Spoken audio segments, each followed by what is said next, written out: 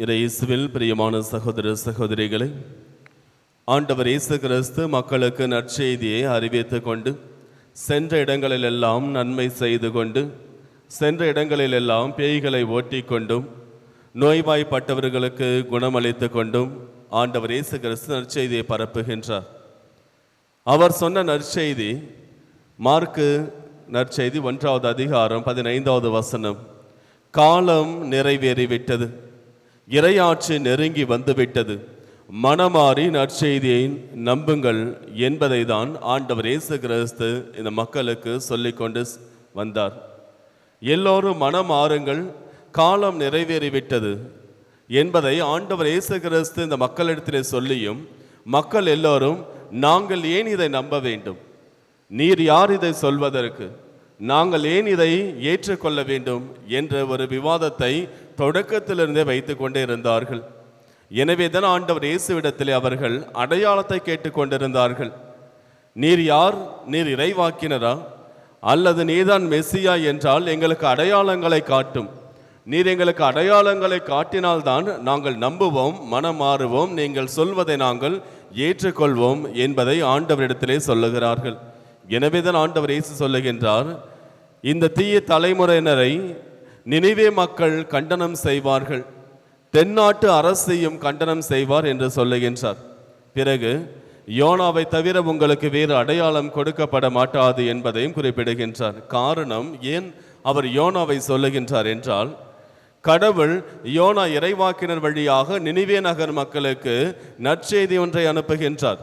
நீங்கள் மனம் மாறி ஆண்டவரிடத்தில் திரும்பி வாருங்கள், நீங்கள் மனம் மாறினால் வாழ்வு பெறுவீர்கள், மனம் மாறாவிட்டால் உங்களை கடவுள் அழித்து விடுவார் என்ற செய்தியை கடவுள் நினிவே நகர் மக்களுக்கு யோனா இறைவாக்கினர் வழியாக அனுப்புகின்றார்.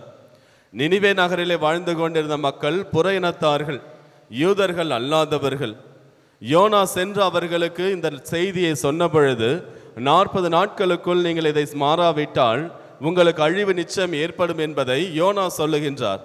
சொன்னவுடனே யாரும் யோனாவிடத்திலே அடையாளத்தை கேட்கவில்லை. நாங்கள் ஏன் உம்மை நம்ப வேண்டும், நீர் யார் என்ற கேள்விகளை எல்லாம் யோனாவிடத்திலே எழுப்பவில்லை. மாறாக அரசன் முதல் அங்கிருந்த எல்லோருமே என்ன செய்கிறார்கள், யோனா சொன்னதை நம்புகிறார்கள். நம்பி சாக்குடை அணிந்து மனமாறி அதை செயலிலே காட்டுகிறார்கள். எனவே கடவுள் அவர்களை அழிக்காமல் அவர்களை ஆசிர்வதிக்கின்றார், தன்னுடைய மனதை மாற்றிக்கொள்கின்றார். எனவே தான் ஆண்டவர் சொல்லுகின்றார், உங்களுக்கு முன்பாக வந்து நான் இவ்வளவு அடையாளங்களை ஏற்கனவே செய்துவிட்டேன், இருப்பினும் நீங்கள் அருள் அடையாளங்களை கேட்டுக்கொண்டிருக்கிறீர்கள், நீங்கள் மனம் மாற வேண்டும் என்பதற்காக என்று இவர்களை ஆண்டவர் இயேசு கிறிஸ்து சாடுகின்றார். ஆண்டவர் இயேசு கிறிஸ்து நம் ஒவ்வொருவருக்கும் சொல்ல வருவது அதுதான். காலம் நெருங்கி வந்துவிட்டது, இறையாட்சி நெருங்கி வந்துவிட்டது, நீங்கள் மனம் மாறி நற்செய்தியை நம்புங்கள், மனம் மாறியவர்களாக வாழுங்கள் என்பதை ஆண்டவர் இயேசு கிறிஸ்து நம் ஒவ்வொருவருக்கும் குறிப்பிடுகின்றார். திருமுழுக்கு யோவானிடத்திலே பரிசேயர்களும் சதுசேயர்களும் திருமுழுக்கு பெறுவதற்கு வந்த பொழுது, மத்தேயு நற்செய்தி 3வது அதிகாரம் 8வது வசனத்திலே திருமுழுக்கு யோவான் சொல்லுவார், இதோ நீங்கள் மனம் மாறியவர்கள் என்பதை உங்களுடைய செயல்கள் மூலமாக காட்டுங்கள் என்று குறிப்பிடுவார். நாம் திறந்த இதயத்தோடு கடவுளுடைய வார்த்தைகளுக்கு செவி கொடுக்கின்ற பொழுது நாமும் மனம் மாறுவோம். அந்த மனம் மாறியவர்கள் என்பதை நாம் நம்முடைய செயல்கள் மூலமாக காட்ட வேண்டும். அப்பொழுதுதான் நாம் உண்மையாலுமே ஆண்டவர் இயேசுனுடைய நற்செய்தியை ஏற்றுக்கொண்டவர்களாக இருப்போம். இன்று பல பேர் தங்களுடைய இதயத்திலே சொல்லிக்கொள்வதெல்லாம், என் வாழ்வில் அற்புதங்கள் நடக்கட்டும், என் வாழ்வில் அதிசயங்கள் நடக்கட்டும், நான் நம்புகிறேன். அன்று எவ்வாறு ஆண்டவர் இயேசு வாழ்ந்த பொழுது மக்கள் சொன்னார்களோ அதே வார்த்தைகளை இன்றும் பல பேர் சொல்லிக்கொண்டு, என் வாழ்விலும் என்னுடைய வாழ்விலே அதிசயங்களும் அற்புதங்களும் நிகழ்ந்தால்தான் நான் ஆண்டவரை ஏற்றுக்கொள்வேன் என்று தங்களுடைய உள்ளங்களை கடினமாக வைத்துக் கொள்ளுகின்றார்கள். இன்றைய நற்செய்திக்கு முன்பாக வந்து வாழ்த்தொலியும் நமக்கு அதை தான் சொல்லுகின்றது.